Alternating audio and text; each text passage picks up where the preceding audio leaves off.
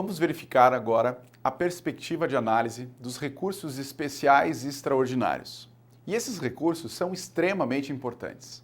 Primeiro, porque são considerados remédios constitucionais. Estão lá, previstos em nossa Constituição Federal de 1988, momento em que também foram definidas as suas hipóteses de cabimento e seus requisitos necessários para seu processamento.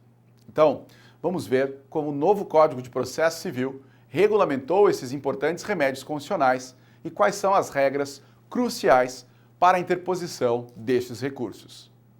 A primeira pergunta que nós precisamos fazer é efetivamente quais são as hipóteses de cabimento desses recursos que são considerados difíceis não só de serem processados, mas também de serem providos. E essas hipóteses estão previstas justamente na Constituição Federal de 88. Vou iniciar pela análise do recurso extraordinário. Se observarmos o artigo 102 da Constituição, lá consta o seguinte texto: compete ao Supremo Tribunal Federal, principalmente a guarda da Constituição, cabendo-lhe, inciso 3º, julgar, mediante recurso extraordinário, as causas decididas em única ou última instância, quando a decisão recorrida, a linha A, contrariar dispositivo desta Constituição. Evidente, se ele é o guardião da Constituição, ele vai ter que corrigir isso. A linha B, declarar a inconstitucionalidade de tratado ou lei federal. A linha C, julgar válida lei ou ato de governo local contestado em face da Constituição. E a linha D, julgar válida lei local contestada em face de lei federal. Perceba que o mesmo artigo traz o parágrafo 3º, que esclarece claramente como as coisas devem seguir. Lá consta o seguinte texto: no recurso extraordinário, o recorrente deverá demonstrar a repercussão geral das questões constitucionais discutidas, no caso em apreço, nos termos da lei, a fim, justamente, de que esse tribunal examine a admissão do recurso, somente podendo recusá-lo pela manifestação de 2/3 dos seus membros. Então, essas são as regras para o recurso extraordinário. Quais seriam, então, as regras do recurso especial? Bom, a mesma Constituição, agora no artigo 105, traz a competência para julgar esse recurso ao Superior Tribunal de Justiça. E lá consta: compete ao Superior Tribunal de Justiça, inciso 3º, julgar, em recurso especial, as causas decididas em única ou última instância pelos tribunais regionais federais ou pelos tribunais dos estados, do Distrito Federal e territórios, quando a decisão recorrida, a linha A, contrariar tratado ou lei federal ou negar-lhes vigência, julgar válido ato do governo local contestado em face de lei federal, a linha C, der à lei federal interpretação divergente do que lhe haja atribuído outro tribunal. Então perceba que as regras são muito distintas e a competência, obviamente, é atribuída àquele tribunal que exerce a sua respectiva atribuição constitucionalmente estabelecida. Bom, se vimos a previsão constitucional das hipóteses de cabimento desses recursos, precisamos agora observar quais são as regras processuais trazidas, então, pelo novo Código de Processo Civil a esses importantes recursos. Então, abra seu código lá no artigo 1029 e acompanhe comigo. O artigo 1029 traz exatamente o que nós precisamos saber. O recurso extraordinário e o recurso especial, nos casos previstos na Constituição Federal, serão interpostos perante o presidente ou o vice-presidente do tribunal recorrido em petições distintas que conterão: inciso 1º, a exposição do fato e do direito; inciso 2º, a demonstração do cabimento do recurso interposto; inciso 3º, as razões do pedido de reforma ou de invalidação da decisão recorrida. Bom, agora, eu preciso observar que o parágrafo 1º ainda traz uma regra importantíssima, conceitos que nós ainda vamos avançar durante essa aula. Mas observe o parágrafo 1º. Lá consta a seguinte informação: quando o recurso fundar-se em dissídio jurisprudencial, o recorrente fará prova da divergência com a certidão, cópia ou citação do repositório de jurisprudência, oficial ou credenciado, inclusive em mídia eletrônica, em que houver sido publicado o acórdão divergente, ou ainda com a reprodução do julgado disponível na rede mundial de computadores, com a indicação da respectiva fonte, devendo-se, em qualquer dos casos, mencionar as circunstâncias que identificam ou assemelham os casos confrontados. Dissídio jurisprudencial, na verdade, nada mais é do que uma perspectiva de analisar decisões que teriam os mesmos fatos, porém foram decididas de maneira diferente, portanto estariam conflitando, precisando desse dissídio jurisprudencial. Bom, basicamente a regra é essa. Agora eu preciso saber qual é o prazo. Como tudo dentro do processo civil existe prazo, não seria diferente com esses recursos. E o prazo ainda se assemelha à perspectiva da regra geral, portanto, eu tenho 15 dias para interpor estes recursos. Como eu faço o processamento, né? Como eu devo apresentar, como eu devo interpor?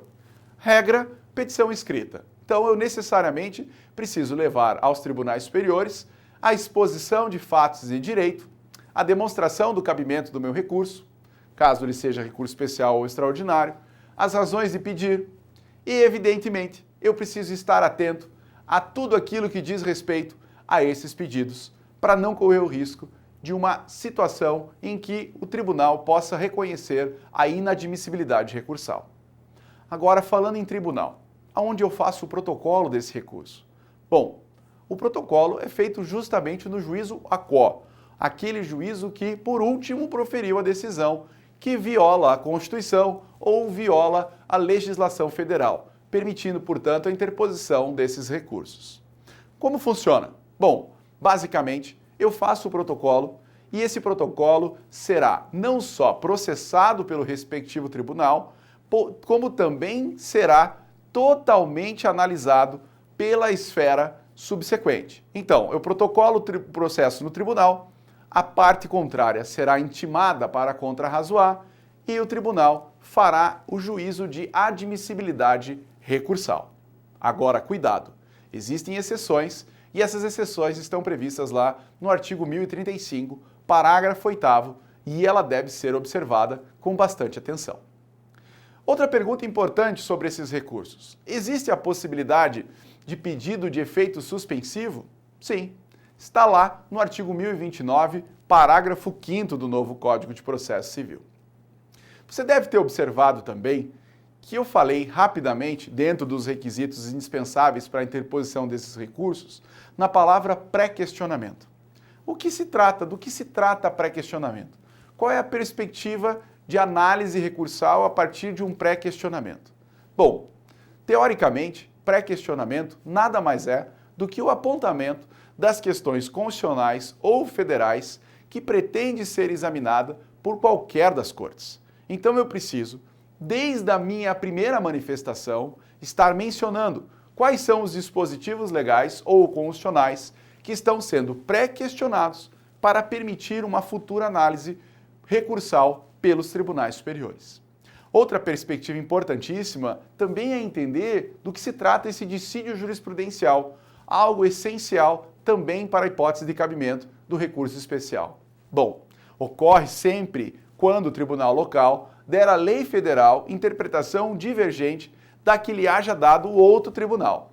É a hipótese de recurso especial mais utilizado na prática e que mais facilmente permite o conhecimento desse recurso, porque a análise é efetivamente objetiva. Vou falar agora de uma importante ferramenta e que é de uso exclusivo do Supremo Tribunal Federal, que é justamente a ferramenta da repercussão geral. Para que ela serve? Bom, basicamente ela impossibilita a análise do recurso extraordinário que não atendam critérios de relevância jurídica, política, social ou econômica, indo além do interesse das partes envolvidas. Mas qual que é a finalidade dessa repercussão geral? Por que tamanha importância essa ferramenta? Bom, basicamente porque ela delimita a competência do Supremo Tribunal Federal no julgamento de recursos extraordinários. As questões exatamente importantes, que são as questões constitucionais, com relevância, que transcendam os interesses subjetivos da causa, reduzindo com isso o número de recursos extraordinários que precisam ser analisados. Além disso, visa também uniformizar a interpretação constitucional sem exigir que o Supremo Tribunal Federal decida múltiplos casos idênticos sobre a mesma questão constitucional. Perceba que a repercussão geral vem regulamentada lá no artigo 1035 do novo Código de Processo.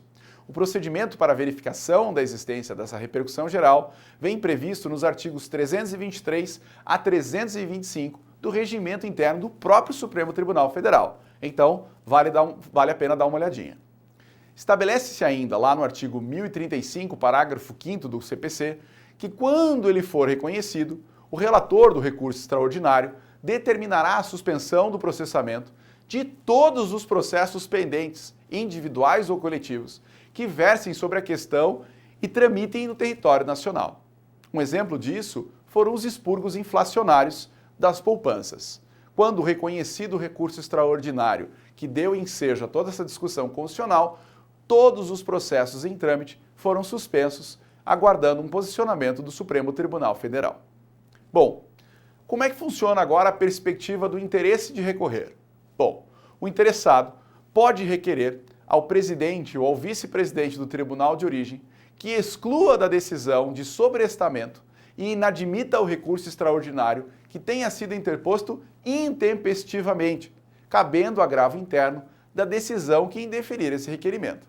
Poderá ainda o interessado requerer ao presidente ou ao vice-presidente do tribunal de origem que exclua da decisão de sobrestamento e inadmita o recurso extraordinário que tenha sido, por exemplo, interposto intempestivamente, tendo o recorrente o prazo de 5 dias para manifestar-se sobre este requerimento.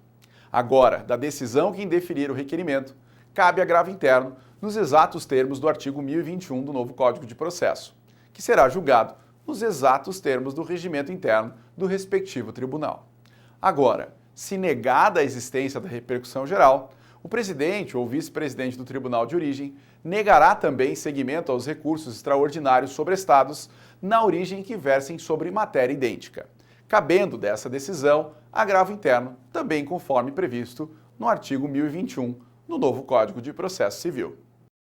A análise adequada, portanto, dos acórdãos dos tribunais de origem, somado aos requisitos necessários, permitirá o manejo adequado e, por conta disso, a possibilidade real da admissibilidade desses recursos e, por consequência, a reforma das decisões.